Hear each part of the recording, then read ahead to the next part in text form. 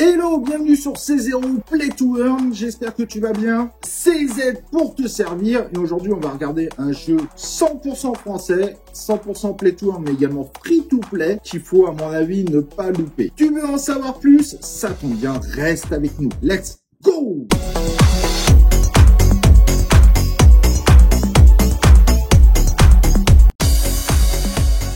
Alors n'oublie pas avant de démarrer cette vidéo, bien évidemment, si tu es là, n'oublie pas de t'inscrire sur la chaîne YouTube et d'activer les cloches de notification afin de recevoir nos nouvelles vidéos en notification, mais surtout nos futurs lives 100% interactifs où tu donneras ton avis, tu participeras, donc les vidéos où tu seras le héros. Alors je ne sais pas si tu as entendu parler de Cross the Edge, c'est un jeu français qui mobilise quand même 140 personnes, développeurs, spécialistes de la blockchain, ceux qui gèrent évidemment de projets sur les aspects marketing, etc.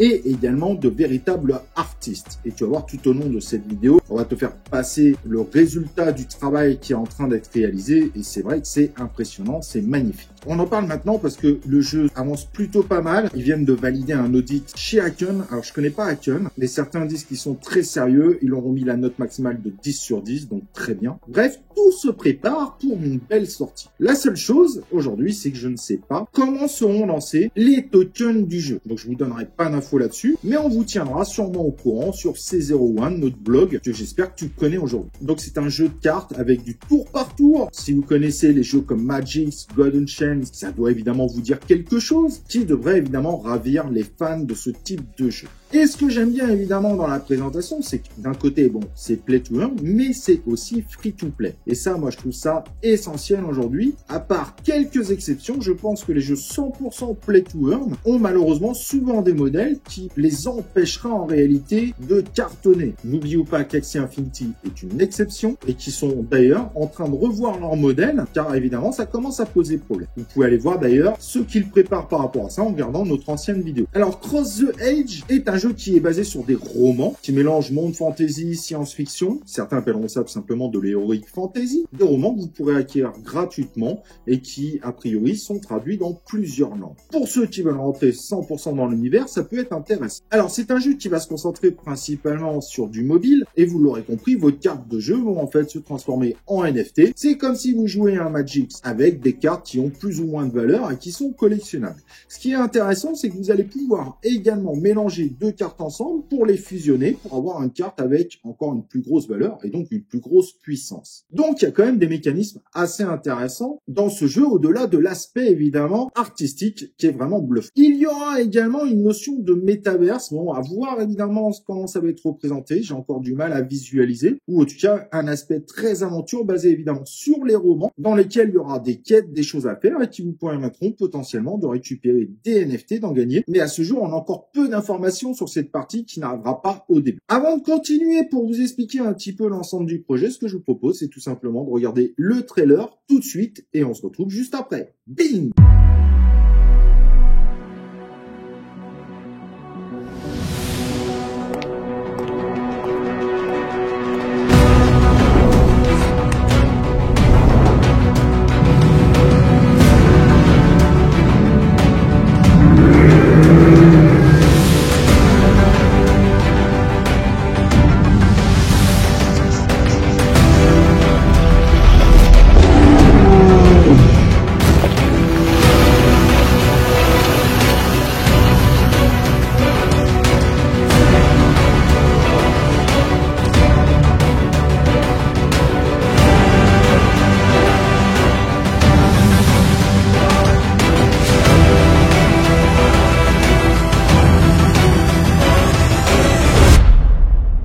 Alors, vous avez vu, c'est quand même super intéressant. Donc, c'est un jeu de cartes, évidemment, avec des cartes à collectionner, avec du tour par tour, gameplay assez classique, pour ceux qui connaissent ce type de jeu, bien évidemment. Et les matchs, normalement, devraient durer à peu près 5 minutes en moyenne. Ce qui permet de faire des petites parties rapides, sans pour autant être obligé de bloquer du temps. Vous pourriez jouer dans le métro, etc.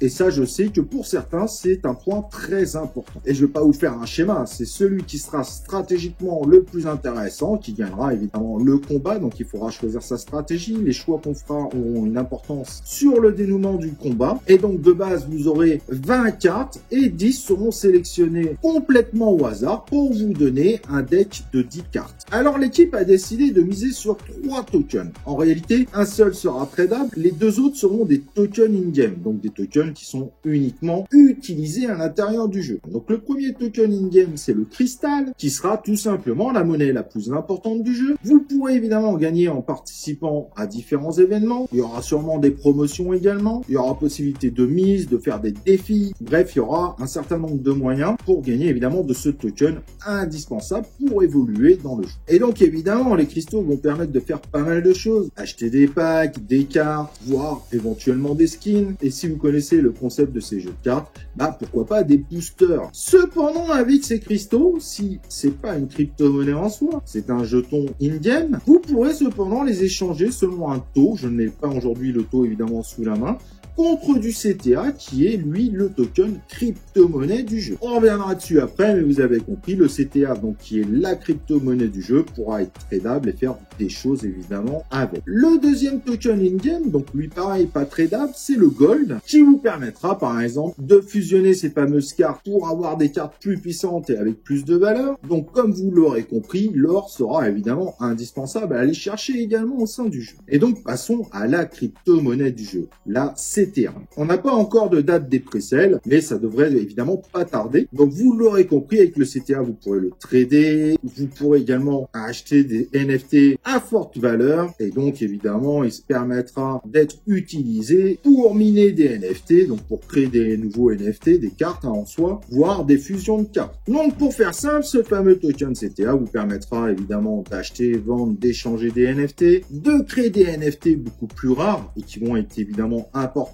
pour améliorer votre deck. Ça permettra également de faire de l'impression de cartes NFC qui sont évidemment basées sur les cartes NFT. Il y aura aussi a priori des possibilités de stacking pour grossir son bag. Dans le futur, ça devrait permettre également d'acheter des parcelles du métaverse. Mais là, comme je vous le dis, j'ai pas encore beaucoup d'infos autour de ça. Et de participer à la gouvernance du projet. Bref, c'est assez complet, vous l'aurez compris. Il y a tout ce qu'il faut pour que le jeu fonctionne plutôt pas mal. En tout, il y aura 1 milliard de jetons, 2,3% pour les ventes communautaires, 2% pour des ventes publiques, 20% pour les récompenses à long terme, 7% pour le marketing, 5% pour le développement, 20% qui vont garder en réserve pour un certain nombre de choses, mais aujourd'hui on ne sait pas encore exactement ce que c'est, 3% pour les advisors, 3% pour l'équipe qui gère toute la partie graphique du jeu, et je peux vous dire qu'il y a un travail phénoménal derrière, comme vous pouvez le voir bien évidemment avec ce qu'on vous a montré tout au long de cette vidéo, et 12% pour l'équipe fondatrice. Et comme vous pouvez le voir en image, bien évidemment, les tokens vont être lock un certain temps. Donc la première colonne concerne le moment où seront déloqués les tokens, mais ils seront pas déloqués à 100% d'un coup, mais ils seront déloqués sur une période qu'on appelle une période de vesting, qui est donc la deuxième colonne. Par exemple, l'équipe fondatrice ne récupérera des tokens qu'à partir de 18 mois, et ils récupéreront l'ensemble de leurs tokens sur une période de 4 ans. Donc les 12% qu'ils ont, ils ne pourront pas les revendre évidemment d'un coup. Et pour finir, on va passer évidemment à la roadmap. Ça me paraît essentiel de voir un peu ce qui se passe. Dès ce mois de mars, le jeu est tout simplement en test. Il y aura une version bêta pas ouverte à tout le monde bien évidemment à partir du mois de mai, et le mois de juin, c'est le grand lancement du jeu. Et a priori, de ce que j'ai compris, il prévoit même de lancer une compétition e-sport dès le mois d'août. Bref, programme chargé. Donc, il y aura de nouvelles cartes qui se lanceront, des cartes d'une nouvelle saison à partir du mois de décembre. Pour ceux que ça intéresse, il y aura le deuxième roman qui sortira en février 2023. Et pour voir ce que donne le Metaverse, bien qu'il sera sûrement présenté avant cette date, il sera normalement disponible qu'à partir du mois de juin 2023. Voilà, vous avez le programme. J'espère que ça vous a fait plaisir évidemment de découvrir ce jeu. N'hésite pas à nous dire ce que tu en penses en commentaire. Et donc pour finir, n'oublie pas le like sur cette vidéo et nous on se retrouve pour une prochaine vidéo de C0 Play to Earn.